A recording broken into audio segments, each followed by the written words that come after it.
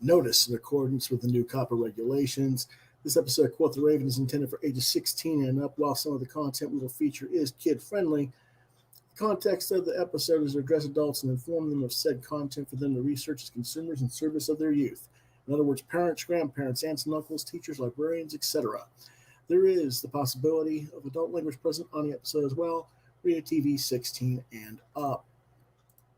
And welcome once again to another edition of Quoth the Raven, Louis Bright Raven. I'm your host, Louis Bright Raven, 28-year veteran of comic, science fiction, fantasy, and horror in role-playing games as a writer, illustrator, and editor.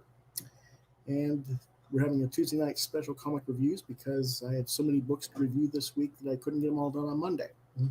Couldn't get them all done today either because, unfortunately, I had an outside commitment that I wasn't expecting to take 2 hours when they got here.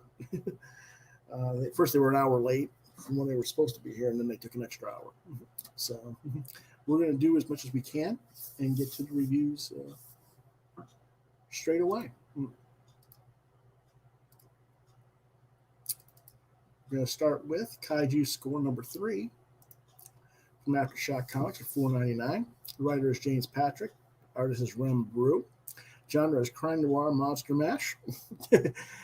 Think Godzilla in the middle of Ocean's 11. Released January 2021. What it's about, last issue, it turned out that 2 kaijus made landfall in Miami as a team of thieves are trying to pull the heist of a century.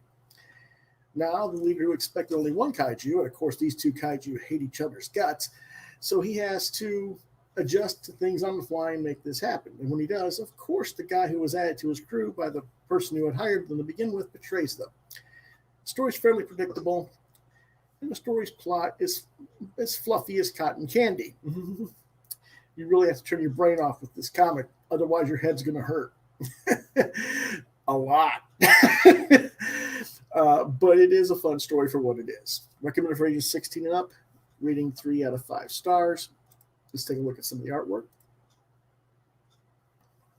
This is one of the kaijus that's running free, and the guy says, oh, geez, I got to figure out how to get, he's going the wrong way. I got to get this critter to come after me or something. So he jumps on a giant 4-wheeler. And I say giant because look at the size proportionately to his body.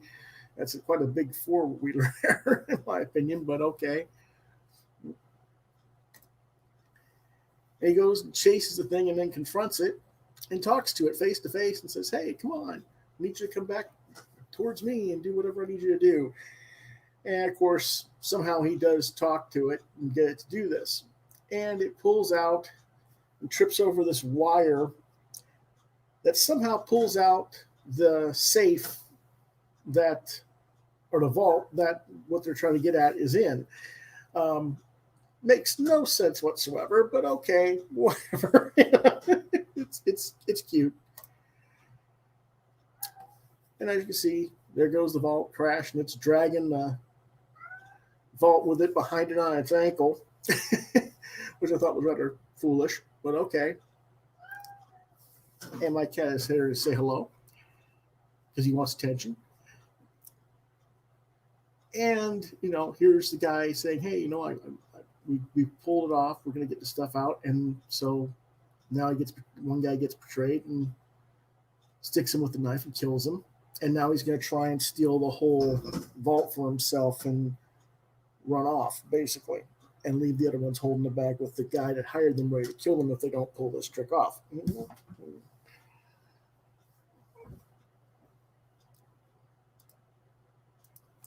Quite the interesting little development. Overall, the art, it's been what it's been. It's an average comic. Story's finally picking up in the 3rd episode a little bit here, 3rd issue. And overall, I can't complain about it. It's there, So,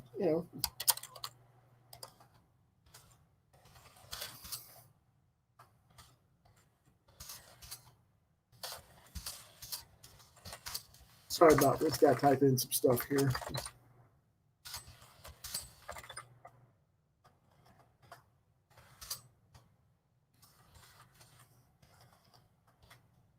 But yeah, it's Not a bad comic.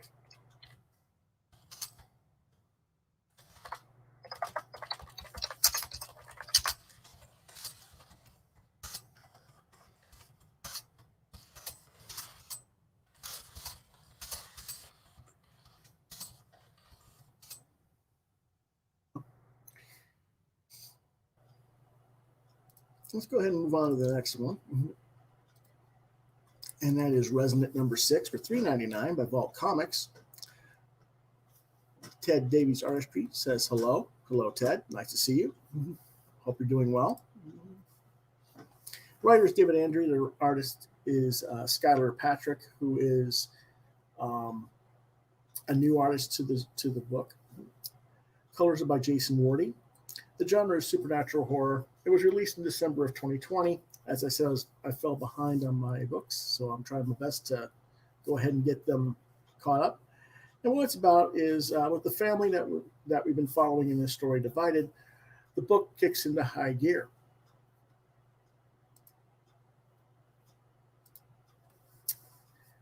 Paxton is the father, and he's stranded on Honcho's Island, struggling to get home to his children. His son Ty, who has gone after him and gets lost, has found a new home in the congregation, but all is not what it seems, especially when the Ma arrives looking for a sacrifice. Meanwhile, Paxton's other two children, Steph and Rebecca, are just trying to stay alive long enough for their father to return home. David Andrew brings quite a few plot threads to a climax in this issue, rocketing forward.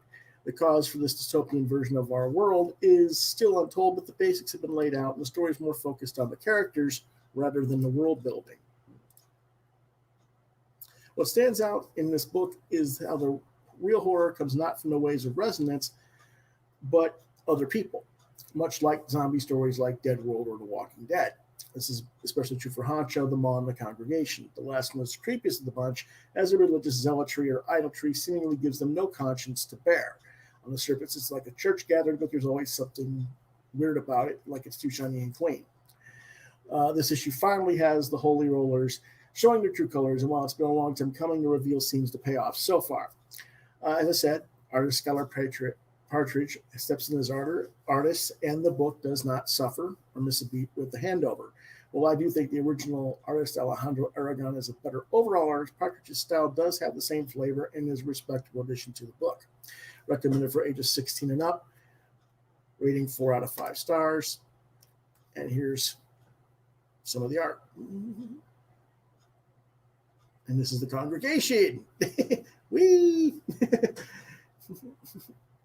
Quite the thing here. You're all, blind and with your eyes covered, and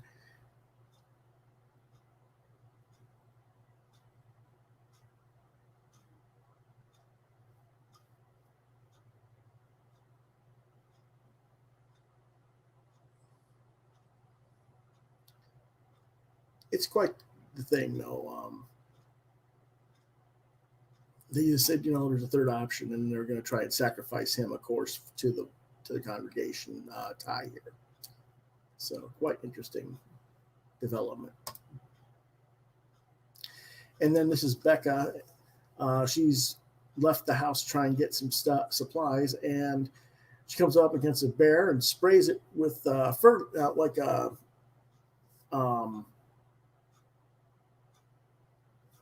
not fertilizer, but bug repellent in the face, and it's not happy. So the younger brother starts firing off a gun to try and scare the bear off. So they've got their own issues to deal with. Our next book is Sea of Stars number 8 for $3.99 by Image Comics. Writers are Jason Aaron and Dennis Hopeless Hallam. Artist is Stephen Green with colors by Rico Renzi. The genre is science fiction fantasy. It was released on December 23rd, 2020.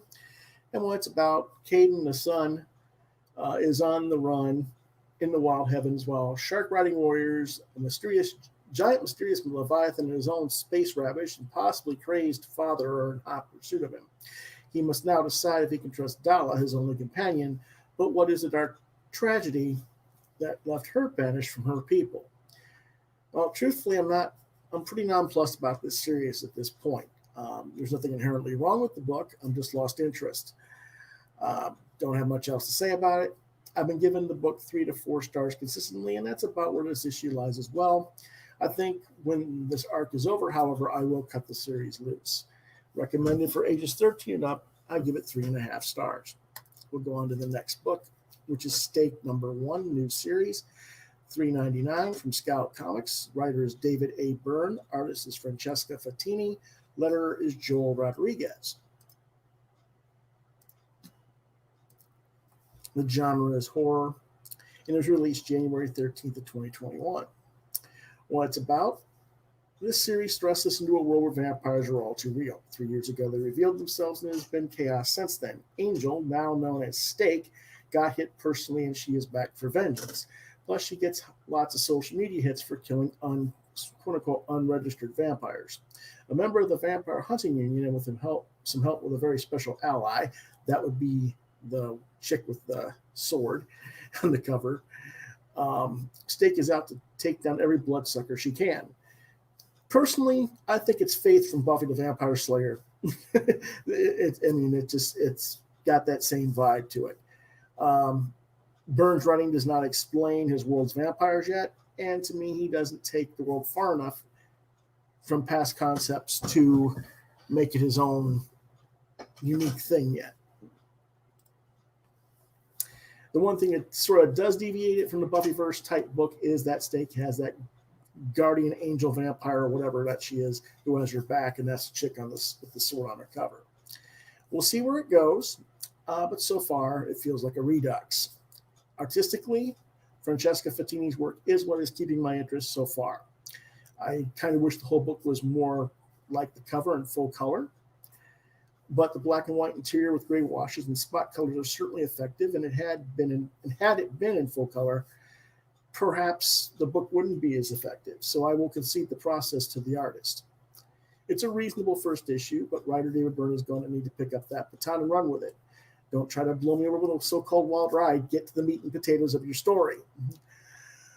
This is something you see me complain about a lot on the channel about comics these days. I don't know if it's just what is expected of writers in the market today, or if it's the age of the writers. I think just about any writer under the age of 40 writes comics this way, because for the past 35 years, we've had these so-called event comics writings as a structure that are properly self-contained with a hook that keeps you buying. They just write for the trade. It is recommended for mature readers. There's blood, there's violence, there's lots of cussing. So definitely a 17 and up book.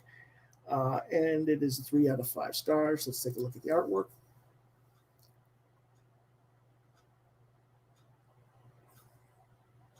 Again, it's black and white interiors with spot color. And like I said, I do like some of the spot color they're doing. I do think Fattini's doing a nice, really, really nice job. The characters have a unique look.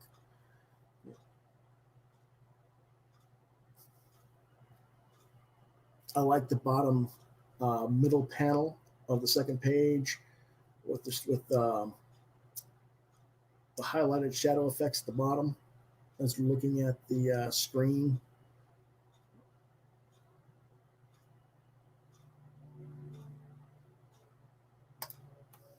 Here's another piece.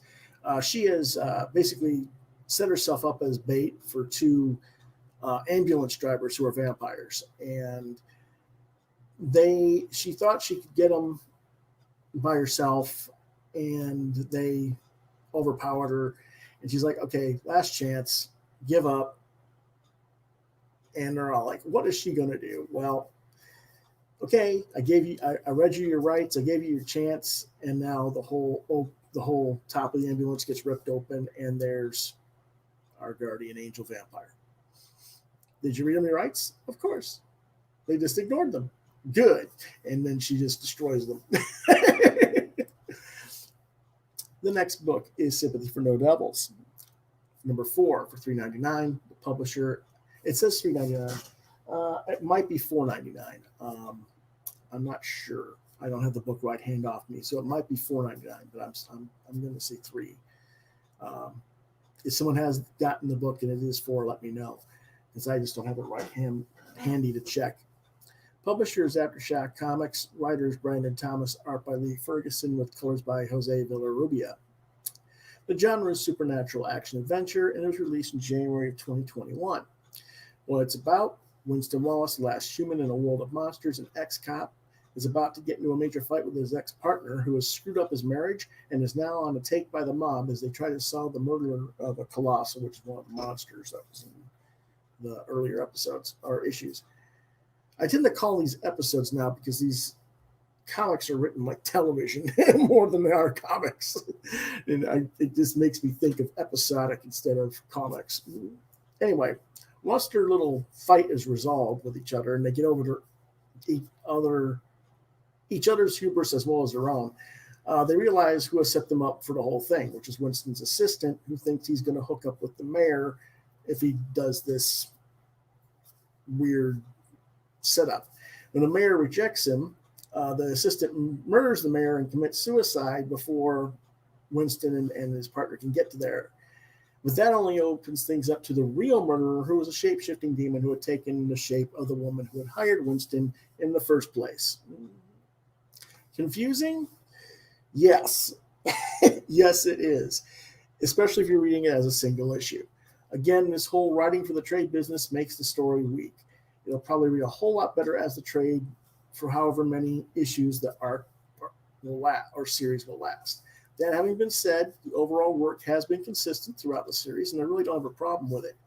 I won't reveal the shock reveal on the final page of this issue, but I will say that the preview cover for issue 5 in the book either contradicts what just happened in the reveal, or Winston's got some interesting powers that we have not yet seen revealed. We'll just have to wait and see, I suppose. Recommended for ages 16 and up, 3 out of 5 stars. Our next book, I'll actually do a little bit of artwork here from Lee Ferguson and Jose Villarrubia. This is where Winston and his ex-partner are now in a fight.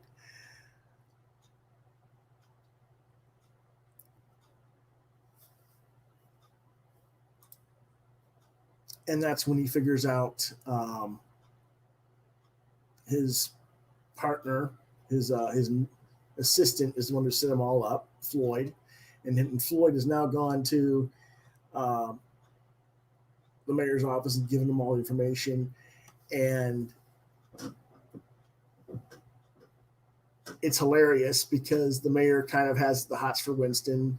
And he's like, okay, well, now that Wallace must die so that we can be together. And basically the mayor mocks him. Are you kidding? You thought that I would go with you.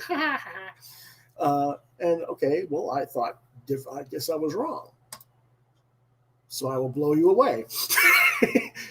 And then they get there and he says, well, no reason to be here. So I'll just wipe myself out.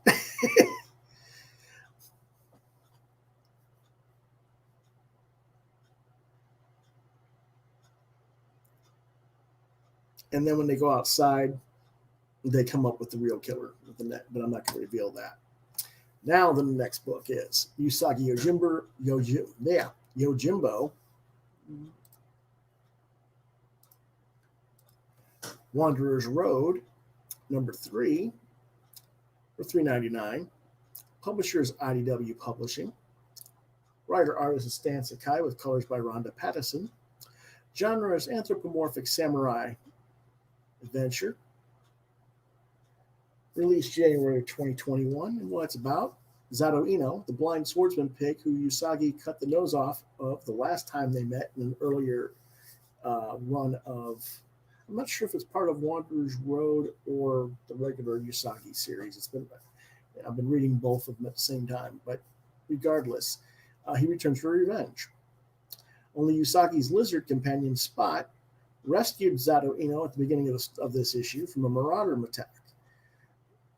So when Zato Ino gets Usagi down in their confrontation and Spot stands between them, Zato, who owns his life to the lizard, spares Usagi.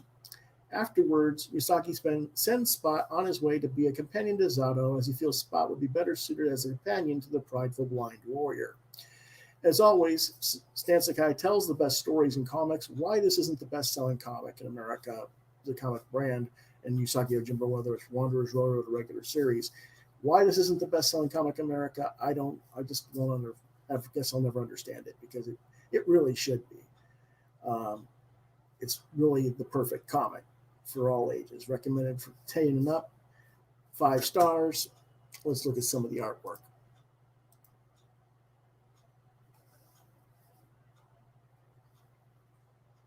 This is where Spot warns Zato, and as you can see, there's a whole bunch of them. But he's such a good swordsman, even though he's blind.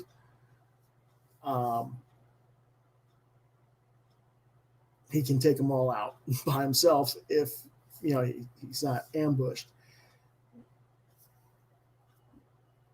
He took out 6 guys, but he would have probably been caught unaware and killed if Spot hadn't given him a warning.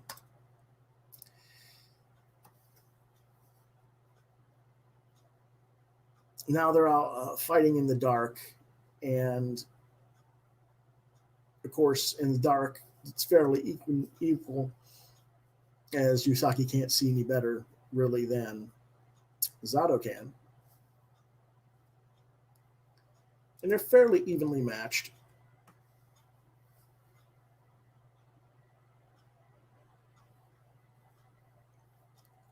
But Zato does get him with a side kick and knock him to the ground. And as he's about to take a killing strike, Spot stands between them.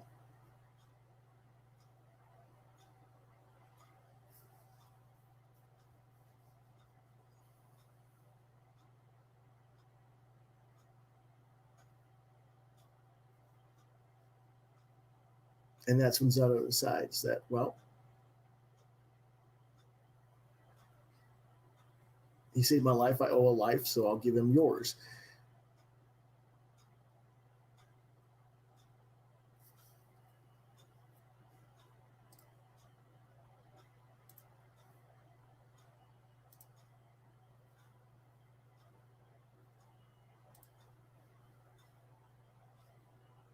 Yes, thank you, Mark Andrew Smith. And, so after this is when Usagi tells Spot to go ahead and go, because, Zato's looking for peace, more or less, and not be out on the road fighting. He wants to find a place to stay. And that's pretty much what Spot wants as well, whereas Usagi's going to be wandering, roaming as he is, so he lets him go. Our last book of the night is Villainous number 3, $3.99 from Mad Cave Studios. Writer Stoney Williams. Artist is Jefferson or Jeff Zed. Yeah, I'll get this pronounced. Sadzinski. Colorist is Juana Lafuente. Genre is superhero or supervillain. Released December 23rd, 2020. And what it's about: with a British ambassador's life on the line, the Shadow Order, that's the villains, in quotations, make the move to try and save his life before the coalitions of heroes, who are the corrupt, real villains of this story, get to him and assassinate him, and then blame his death on them, the Shadow Order. Lawless is perched on a nearby roof in a sniper's nest, unbeknownst to the Order, however. Williams has been doing a phenomenal job crafting the characters and building his world. But in this issue, he lets the art team, Szynski and Lafuente, cut loose. On the second page of the comic, the Shadow Order means business, and we see why they're formidable and a thorn in the coalition side. Since the beginning of this series, we have been curious to see what the lead character, Tilly, who's kind of like a lizard girl who was hired to be a sidekick to the coalition, and then they framed her for killing and made her a villain, so to speak, although they did the killing. We've wanted to see what she can actually do with her abilities, and the creative team really lets her do her thing as well. She's bounding through moving cars, bouncing off walls. She goes toe-to-toe with some of the top name heroes of the coalition. When the so-called heroes arrive at the scene, Tilly goes right after a showdown, which is pretty much the team's Resonant Superman.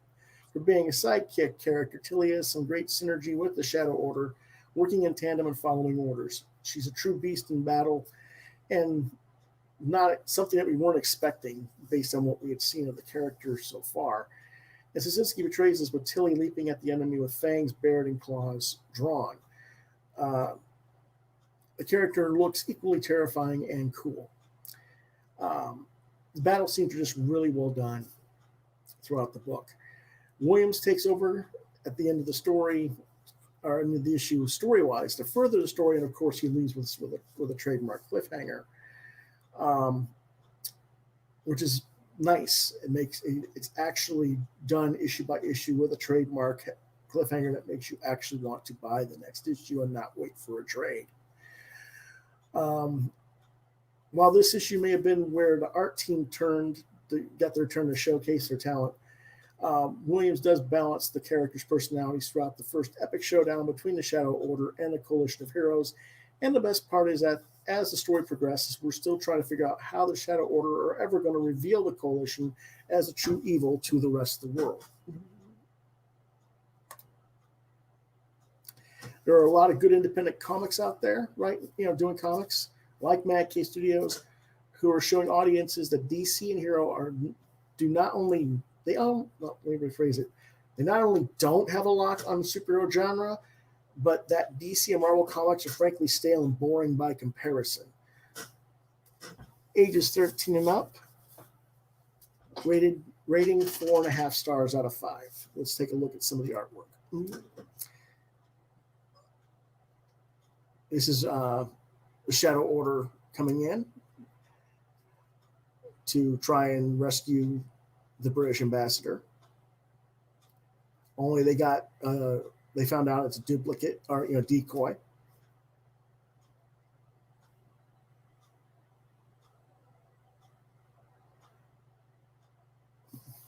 And as you can see, Tilly's got weapons, but she's also, they got the female with the shooting, but Tilly's in the vehicle trying to get the ambassador. And as you can see, she's got these extended, her arms are extended out, like the rubbery plastic man, Mr. Fantastic type thing, as well as reptilian looking.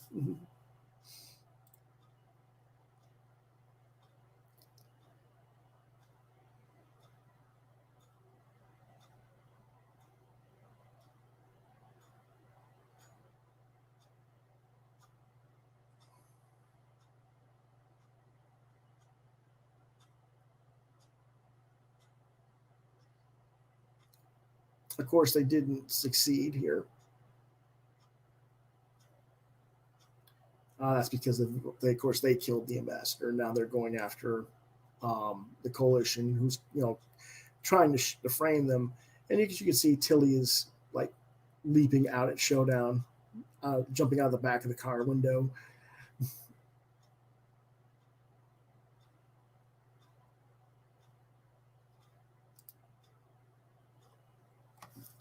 Ultimately, they do escape the Coalition and get back to their headquarters. Unfortunately, the British ambassador was killed, and they are framed for the ambassador's death.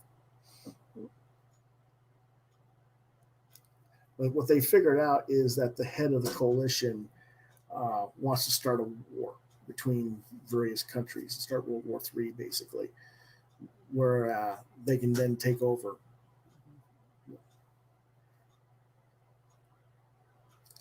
Pillar, who's the head of the Coalition, owns weapons manufacturers in several locations across the globe. So starting a world war will make her money and by extension, the Coalition of Heroes. And, they'll just rule over everything. And that is pretty much our reviews for this episode. Unfortunately, I didn't get to Lumen or Ribbit or Heavy Metal because, like I said at the beginning of the episode, I had a party come to the house today that was supposed to be here at one time they came an hour late, took an extra hour to do what they were going to do, so it kind of killed my schedule. So I will try and get those 3 products read and reviewed for tomorrow's Wednesday. What did you get this week episode instead? In addition, so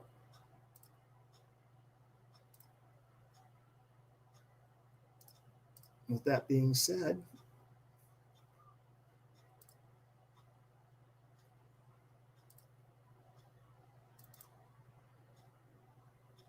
if you want to reach me, you can reach me on Facebook at lewis.brightraven, at Twitter at lewisbrightrave2, on DeviantArt at deviantart.com/brightraven, on YouTube at Quoth the Raven Lewis Brightraven, at Gmail at quotheravenlbr72@gmail.com, or on Yahoo at lewisbrightraven@yahoo.com. And I finally got that address corrected. Yay! Go me. On Mondays, we have our comics news and reviews. Normally, we don't have a Tuesday show, but today we did because I was trying to get caught up. Wednesdays is what did you get this week, where I tell you what came in this week that I purchased. I'll do that again tomorrow, as well as give you the final review. Try to get those other 3 books reviewed. Thursdays is our round table talk with a guest. Our guest has not yet been confirmed. Hopefully, I'll be able to do that for you as well tomorrow. And Fridays is our genre discussion night. Sometimes with guests, sometimes not. This week is part 2 of my obscure science fiction TV and film favorites.